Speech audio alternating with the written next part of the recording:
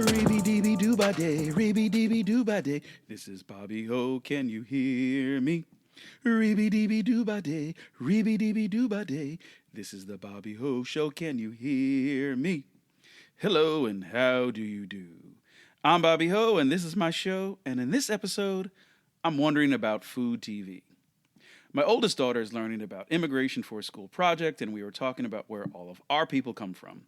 So it got me to thinking much more about how much I wanted my kids to know about culture and about their culture, and really got me thinking about what they're learning about what gets to count as culture. As much as my wife and I trying to pass on and our family at like reunions and gatherings and at our own dinner table, they get a lot of information from TV. And I wonder what values they're picking up from one of their favorite kinds of shows, food TV. Because they love baking shows and cooking shows and kids cooking shows, but more often than not, the food styles being judged are often different from the food that we eat. Celebration of quote unquote, high cuisine, not necessarily the food that we're always eating around our table, though we do like to introduce them to lots of different types of food and get them to expose them. That's one of the benefits of being in New York. You get to try all these different varieties of cuisine. But more often than not, the food on our table is not the food on our food TV. And by the way, one side effect of too much food TV is that your kids think they're judges. They start out their meals like, what I prepared for you today is, and then going to act like judges and talking about the food. Needs more balance, needs more acid. It's cute once. The second time, though, they're going to go hungry. You get what you get. But back to the question. So again, this made me wonder about the food shows and about what I would like to see and to see more of with my family.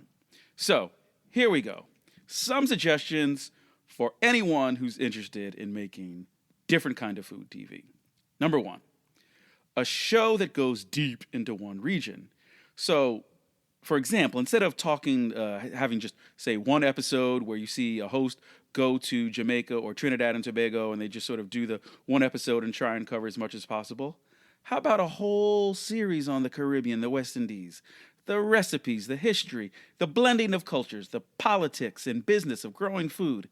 Families eating together, not just scenes in the restaurants or in the cafes, but what's going on in homes. What a day in the life of one family, from breakfast to lunch to dinner to their snacks in between, what that looks like, what Sunday in that home looks like.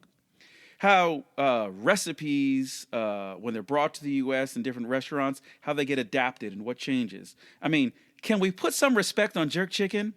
And where do doubles with tamarind and sliced pepper rank as the tastiest, most filling bite? Guyanese cook-up rice versus arroz con pollo. Debate.